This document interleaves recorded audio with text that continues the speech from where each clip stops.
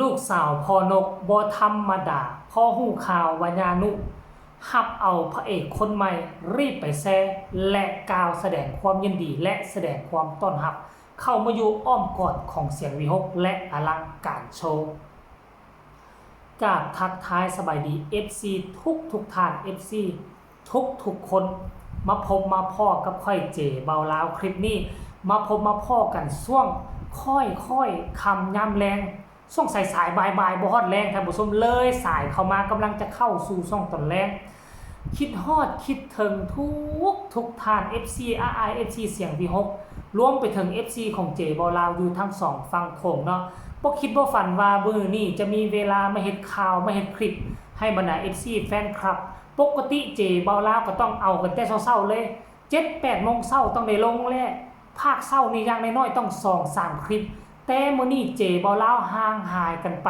จนเกือบเป็นมื้อเป็นวันท่านผู้ชมบรรดา FC แฟนคลับก็คงจะรอคอยเจเบาลาวบ่แม่นน้อยเนาะท่านผู้ชมเนาะเรื่องราวมันเป็นไปเป็นมาคือจังได๋ว่าติดังที่เจเบาลาวเฮ็ดคลิปมื้อวานนี้ก่อนหน้านี้แล้ว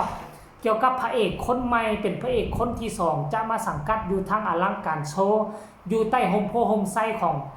เสียงวิหกท่านผู้ชมเนาะหลังจากที่ญานุประกาศเอาไปแล้วก็มีเพจดังเพจหนึ่งไปออกข่าวน้องอ้ายก็เลยไปแชร์มาเป็นจังน้องอ้ายจึงไปแชร์และแสดงความต้อนรับพระเอกหมอลำคนนี้เดี๋ยวเจบ่เราจะไปอ่านเนื้อในที่เขาเจ้าไปตีข่าวกันเด้อเขาบอกว่าไอออนเปิดตัวทางกูแก้ววสันเดชพระเอกอลังการโชว์เรียกได้ว่าเซอร์ไพรส์แฟนจริงๆสำหรับหนุ่มไอออนอันนี้อ่านบ่ได้เนาะท่านผู้ชมเนาะกลวัฒน์บ่นี่หนุ่มไอออนกลวัฒน์คันอ่านผิดก็ต้องขออภัยเด้อที่หลังจากลงซ่านเล่าบันเทิงศิลป์โอ้ตะกี้อยู่ซ่านเล่าก็ยังบ่มีทีท่าจะขึ้นกับวงใดออกไปแนวทำเพลงทำดนตรีสลายกลัวล่าสุดเปิดตัวเตรียมประจำการวงที่2ทั้งกูแก้วหมอลำอลังการโชว์ขอก้าวต่อไปด้วยหัวใจและเสียงลำว่าสั้นก่อนอื่นผมขอขอบคุณบอสนุหมอลำเสียงวิหกที่ให้โอกาสผมตั้งแต่วันแรกที่เจอกันครับผมเจอพี่นุในช่วงที่ผมหมดไฟไปในตัวแล้วแต่พี่นุก็ยังยิบยืดโอกาสมาให้ผมอยู่ทุกครั้งทำให้ผมมั่นใจและอยากกลับมาสู่วงการอีกครั้งโอ้เนาะผมเป็นแค่ศิลปินหมอลำตัวเล็กๆพี่อยากจะสร้างสรรค์และสืบสานผลงานหมอลำเพื่อเลี้ยงชีพเลี้ยงตนเองและครอบครัวและผมก็มีความสุขทุกครั้งที่ผมได้ยินได้ยืนอยู่บนเวทีว่าแสดงท่านผู้ชมผมขอฝากเนื้อฝากตัวกับแฟนๆหมอลำพี่แม่ FC ที่เป็นกำลังใจให้ผมอย่างเสมอมาและหวังว่าทุกท่านจะให้ความเมตตากับผมพระเอกเสียงสะอ่อนไอออนกลวัฒน์คนนี้นำจากคนเนเดอร์แฮชแท็กไอออนกลวัฒน์แฮชแท็กอลังการโชว์ท่านผู้ชมนี่หลังจากนั้นท่านผู้ชมเอ้ยหลังจากที่น้องอายไปแชร์มามีคนเข้าไปกดไลค์ให้เป็นพันกว่ามีคนเข้าไปคอมเมนต์บ้ากหลายท่านผู้ชมเนาะไปฟังกันเลยว่าบรรดา FC แฟนคลับเขามีคำคิดคำเห็นแนวใดต่อเหตุการณ์นี้ต่อเรื่องนี้เนาะ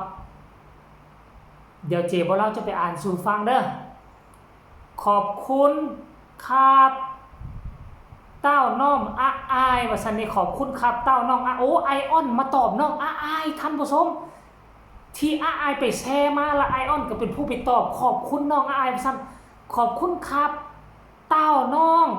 อายโอ้โหหวานช่ำป่านนี้อายคงนอนยิ้มอยู่ผู้เดียวเลยเด้อสร้างว่าเป็นแท้ฮ่าว่าซั่นเด้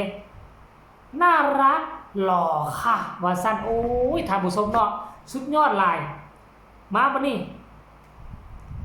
ตามคิดว่าซั่นรับรออะไรว่าซั่นเด้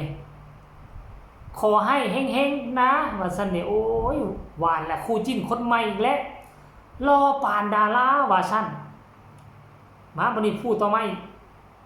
สิว่าจังได๋อีกขอให้เฮงๆปังๆทั่วฟ้าเมืองไทยยอดเยี่ยมครับว่าซั่นเด้โอ้ยส่วนใหญ่ก็มีได้ส่งอีโมจิไปส่งกำลังใจไปบ่มีคนเข้าไปเข้าคอมเมนต์แบบเขียนแบบเนื้อหาอย่างต่างๆท่านผู้ชมเนาะอันนี้ก็เป็นการเปิดโต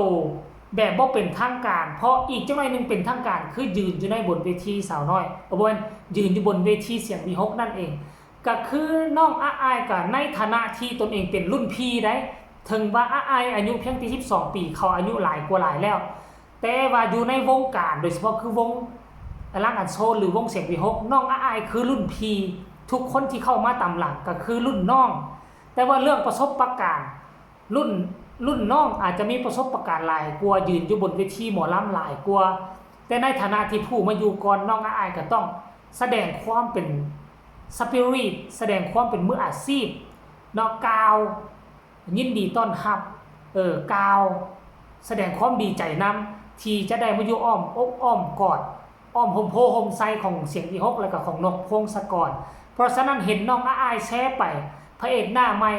คนนี้เพิ่นก็บ่รอซ่าเข้าไปตอบขอบบุญขอบคุณแต่ละคนนี่บ่ธรรมดาที่บอสนุสายตาแหลมคมที่ไปฮับออกมาบ่ว่าเต้าฟิล์มนาราทิพย์บ่ว่าไอออนและยังอีกหลายๆคน